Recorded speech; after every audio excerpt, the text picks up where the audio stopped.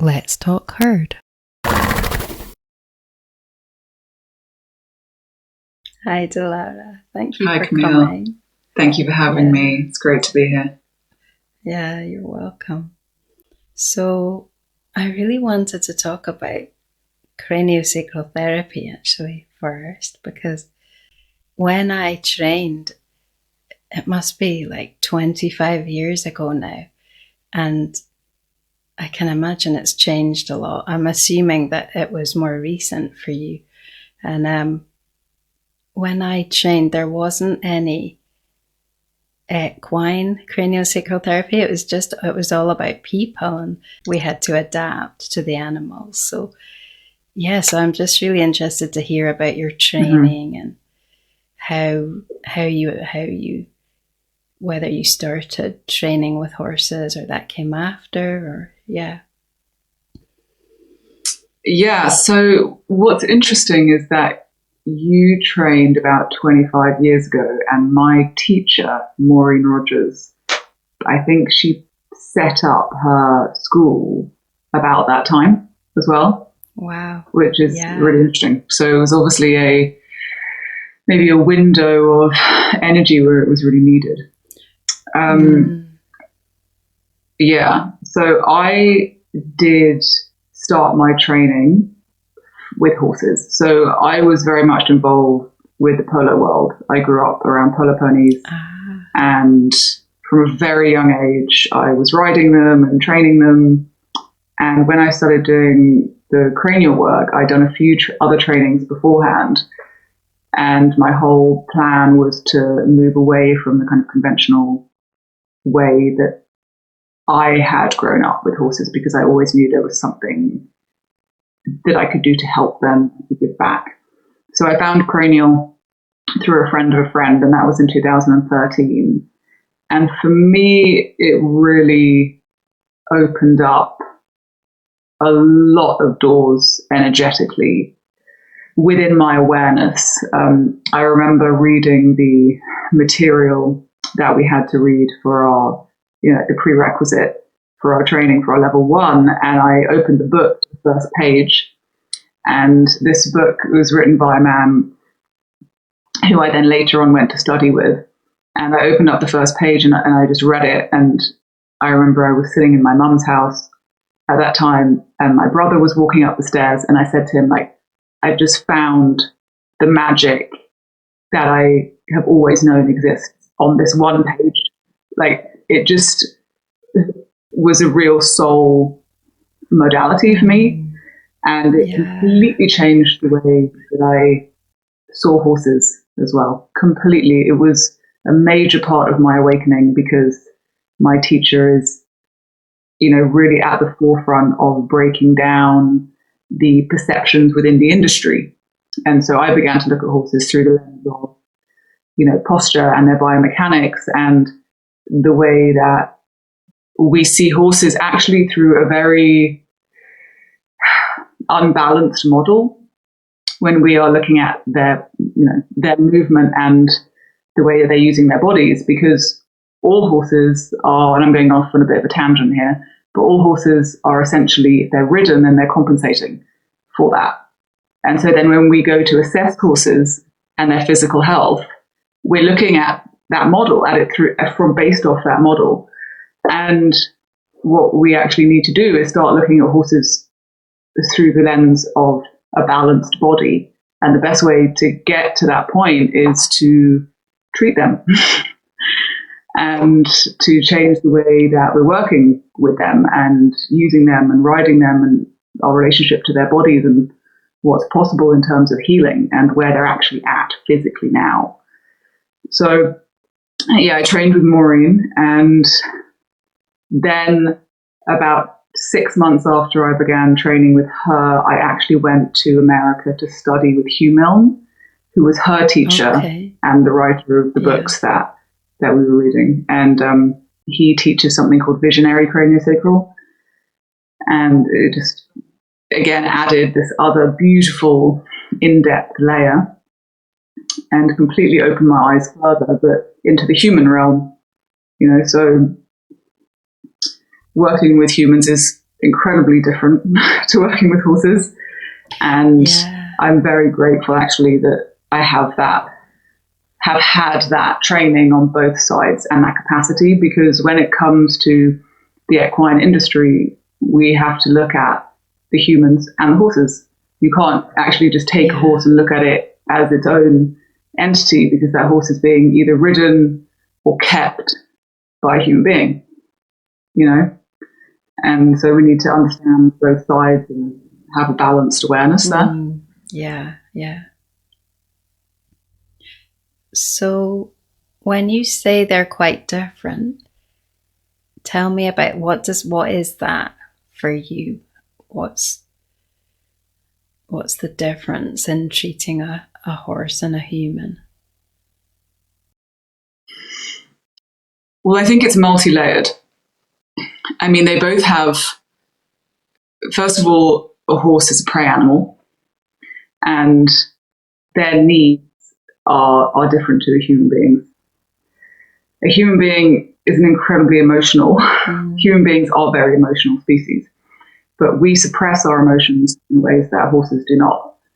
And that element of emotional suppression affects the body. So when you're treating or working with a human being, that needs to be taken into account to a much larger degree, I would say, than a horse. And it's not about one is right and, you know, humans are more emotional. It's just the way that our brains work, and it's the way that we have been conditioned to exist as well. You know, that does create a lot of like resistance within the body, which then can turn obviously into physical ailment. And a lot of, you know, parts of the body are holding emotional trauma as well, in a way that the horses don't do it in the same way. You know, they'll do that, but to a completely different degree. And so that's one element. So when working with human beings, it's very important to have that level of understanding of this is an emotional being in front of me, you know, and to understand human history in terms of how we've been brought up, expectations in our society, like, you know, really it comes back to the conditioning as well.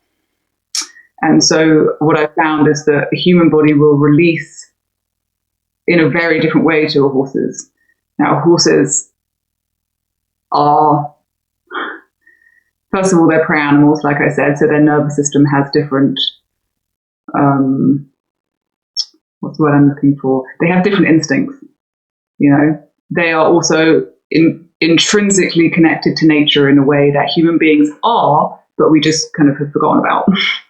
So when working with a horse, I've personally found that there is this level of intelligence that's very accessible.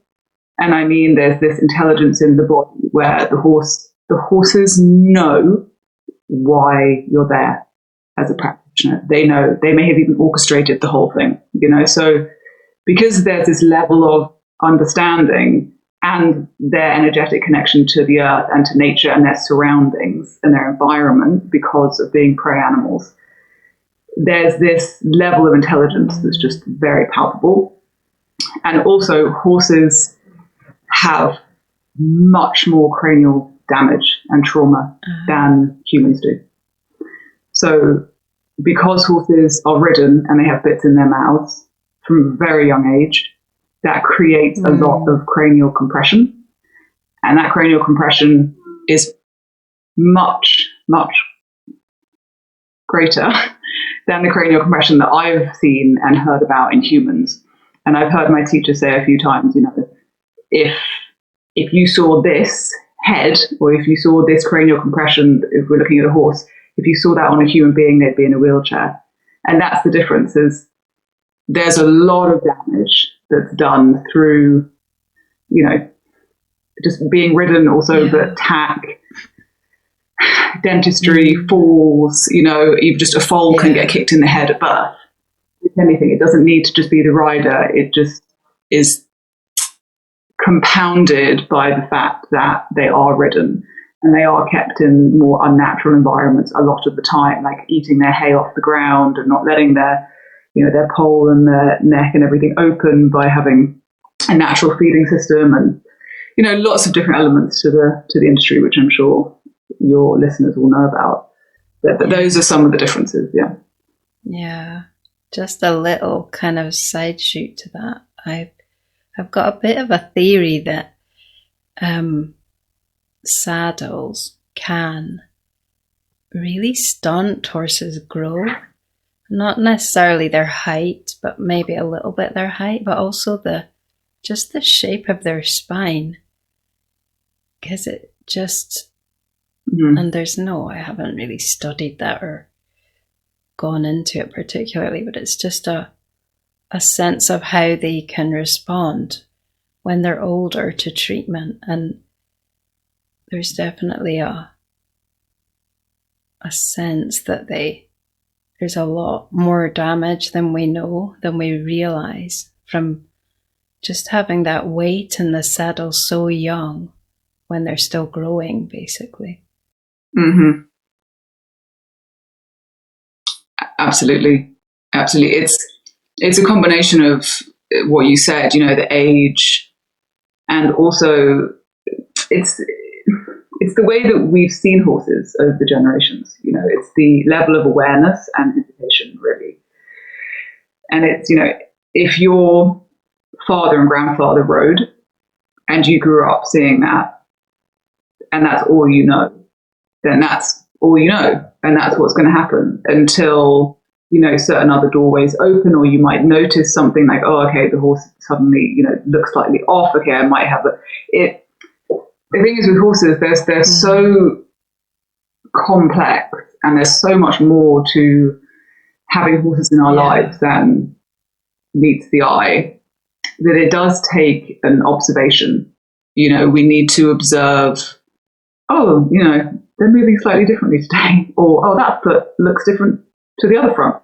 Just little things like that everything is information. So in terms of what you said about the theory of it stunting the horse's development and growth, that would make sense to me, because first of all, it's the age. The horse's body really begins to finish developing at around the age of 8. And that is old for the racing industry, And so if you think about how much the spine is also, connected to and related to the nervous system and their neurology as well. And when you put a saddle there and you put a person's weight there, and then you put that human being's own physical imbalances, then there's a lot there to contribute to the effect that would have on the horse's development physically. And what I was thinking about when you were talking also was like, the heart chakra is right underneath the wither. So it's that too, it's addressing that. And it depends on obviously how you're looking at this, whether you're taking more of an energetic stance or coming across more mechanically. But, at the end of the day, like, that's to be taken into consideration, and all parts of the body are connected. So if one part has a stunted development or a stunted growth, then absolutely that's going to affect the pelvis and the neck and the head and the front legs and the shoulders and the ribs. And it's looking at the horse as a whole continuously.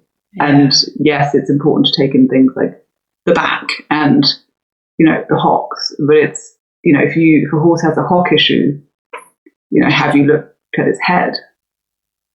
Like what's going on in its head or its jaw?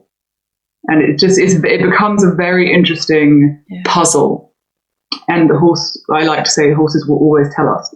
We just have to listen. We have to be prepared also to come outside what we think we might understand and know, and broaden that, because in truth, we're all still learning a lot about what horses need to be physically balanced to the degree that they would be or can be in the wild. Yeah. And there's definitely these long-term, like I'm talking about years, this span of time that you need to almost become aware. I wouldn't even say it's an observing thing. It's more of a feeling, like a sense, because I think you might understand this, but when I look at horses that are ridden in a conventional way, and probably more so, it's most, what's the word? It's kind of most mechanized, maybe with dressage horses. But there's this tension, and it's almost become a physical thing. It doesn't necessarily show in their behavior anymore. It's a kind of compressed energy. It's like it's been compressed over years and pressed into this layer of sort of, and it changes the way that they just are completely. But really, it changes the way they move, and they just look incredible.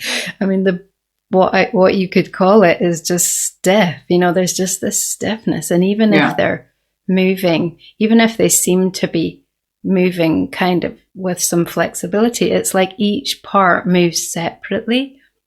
So there's this mechanical look, like they're not one being anymore.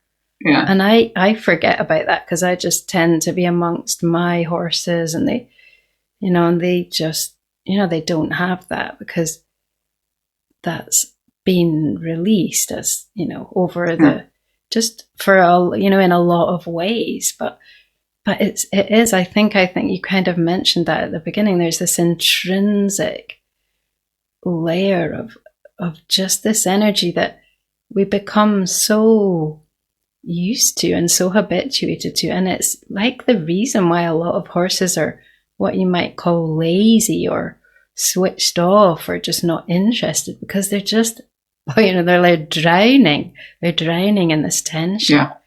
And it feels kind of harsh to say it. It feels like you're just being, dramatic, or, but it really, when you're on that energetic, when you can receive that or be aware of that, it's just there. And I think it's maybe, I'd love to hear what you feel about this, but I kind of feel like it's the main thing is that it's years and years of just ignoring boundaries, in all the different ways.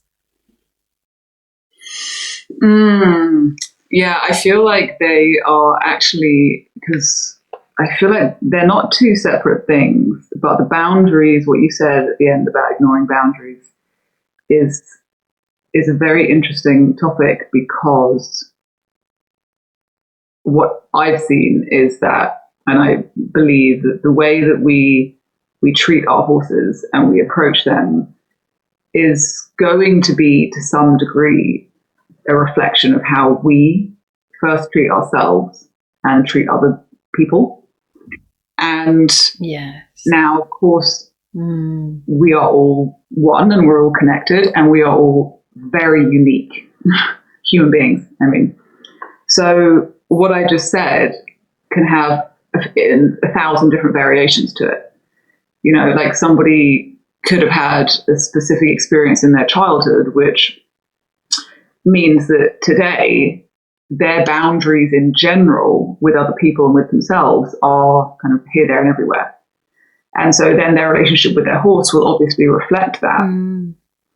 But that could also look like the horse needs is in the human's life. And I'm coming out of the kind of sports industry now, and I'm thinking more about, somebody who, say, goes on hacks or just, has one horse in a field at a livery yard. That horse is in their life for a reason. Yeah. And so often our horses will guide us to see exactly what we are presenting emotionally, psychologically, physically, spiritually through their behavior. So if somebody has an issue with boundaries, that would look like the horse obviously crossing their boundaries in order to ignite that awareness within the person so that they can then address it and heal it if it's something that they need to address and heal, And that's where that whole reflective relationship becomes very interesting to work with, because then we step into the realm of horses are here to help us heal. and of course there's deep truth to that. But in order to see that, we need to kind of step down a bit from our egoic way of thinking that we're in charge all the time as well. And we need to step into this sense of, okay, how can I take responsibility for my contribution to this relationship or my contribution to this situation with this animal, And there are so many different entry points of awareness, and that's just one of them. And in terms of physically, what you were saying about dressage horses, I feel like I know exactly what you mean, because what's so interesting is that horses naturally in the wild, or not just even in the wild, but if they have the freedom to move and express themselves physically without being ridden for a certain amount of time, they will actually perform dressage moves perfectly, perfect. They are natural athletes in the way that we see, athleticism and performance. They just have it in them. It's natural. You don't need to actually bring it out of them. But there's this element to, because horses have gone from being work animals to essentially sport animals and show animals, there's this element of, okay, we need to make this, we need to bring this out of the horse in the way that we as humans see it. And that's also where the breakdown of the body begins, because it's taken to such exaggerated places when actually the horse will do it anyway, but you don't need to overtrain it, and you don't need to put that much pressure on an animal who is natural. They can naturally do those things. But what happens is when they get tight and then they can't perform, it's because they're compensating so much for being out of balance as well. And it becomes like this cycle, and the reason the physical breakdown is there is because that isn't addressed early enough. And also because of the belief systems in the industry of training is the most important thing, And what I find fascinating at the moment, of when I look across the board of the equine world, is there are, again, all these different pockets of people. You've got, the really high-end, Grand Prix dressage riders who are doing that training in that world. And then you've got, say, somebody like me, or somebody who runs a sanctuary and is just purely has horses in their lives for the energetic awakening and experiences and connections they have. And, the telepathic bond. There's just there's a huge variety and, polarity. There's so many polarities within the industry, and I think that one of the pieces that's missing potentially and could help to bridge the gap is the awareness of their physical balance and how detrimental so many human actions are on their bodies. I mean, it's unbelievable. And also, what I wanted to mention was what I found interesting is, bone. And my teacher always says this, bone is a living tissue, bone is alive. So bone will form to, it'll shape to pressure, right? So a horse's feet will adjust to, the way that they're using their bodies. And so if you look at a dressage horse's body in general, I'm generalizing here, they have a certain look, right?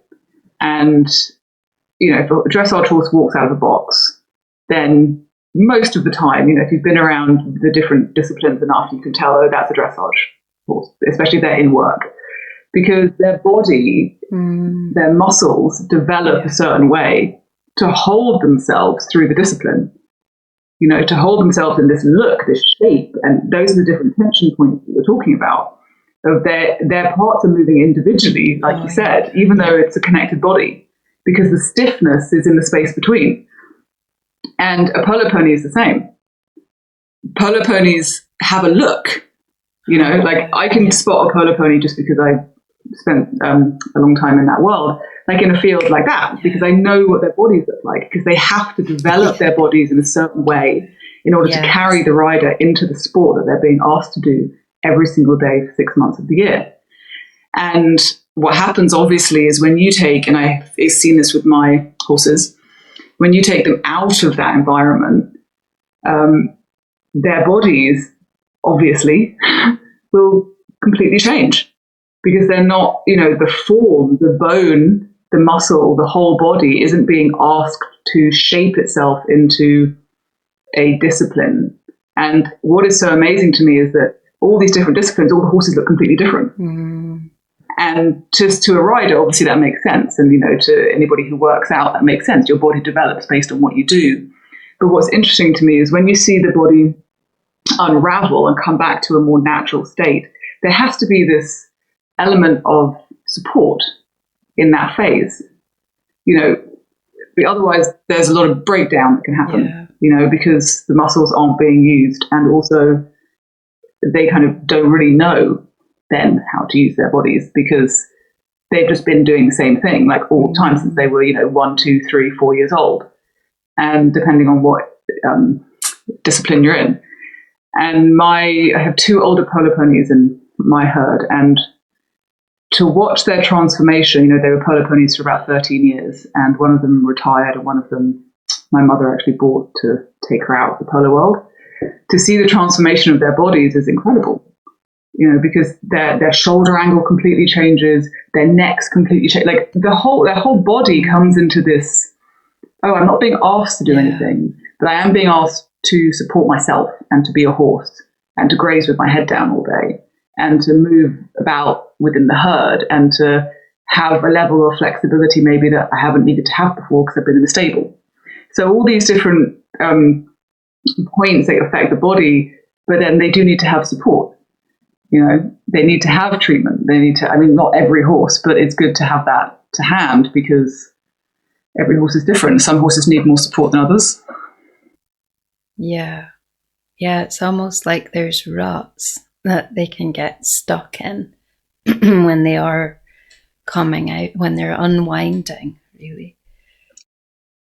Yeah, exactly. It's such a fascinating subject, and I have to say that I do believe that there is a way that you can ride, and there's caveats, because even in that way, it's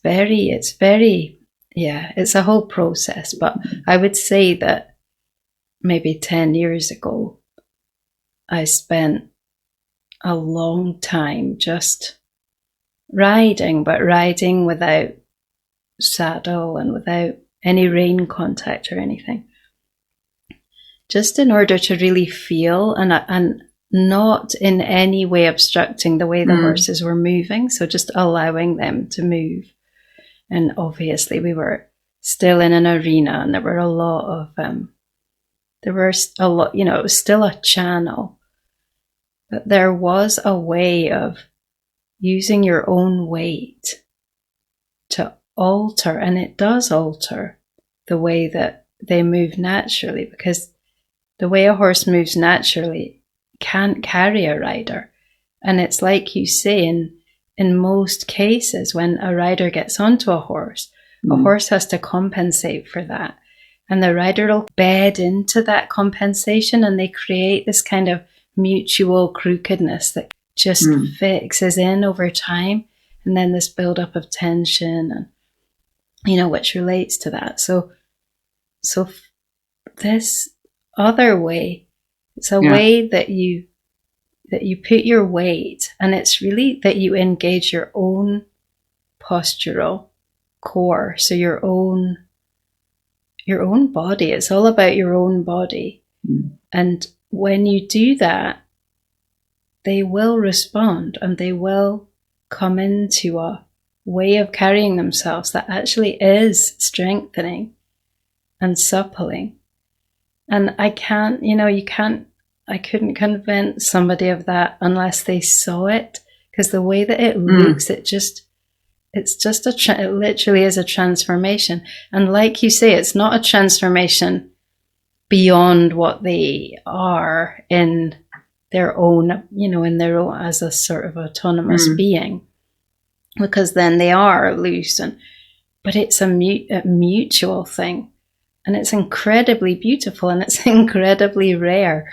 But then, even in having discovered that existed, then you carry on awakening, and you carry on realizing that there's still space, that still needs space. You have to be incredibly aware of the amount of time. Like, I think to do that with a horse, 5 minutes is a long time, 10 minutes. And I think the more that you awaken to it, the more boundaries you see. Boundaries as in, like, places that need your responsiveness. So I did sort of back off and off and off and off, to the point where I want it to be completely mutual now, like, to the point of not even putting a rope on, and not even like approaching a horse to get on them. I want them to come to me, sort of thing, if it's going to happen. So that's like where I came with it. But there is for people who are not, willing to go that far, there is something that's a whole lot better, I think, than your average. But then, it's always it is a journey. Like, you have to go that way. You have to then do other things. It's like when you want to become more holistic, if you decide you want to put the horses all out together and you don't have stables anymore, then you have to take their shoes off, because, it's dangerous if they're kicking each other with shoes on. And then you do this, and then you do that. And that you can't just stay still, basically. It's a flow of, discovery the whole time.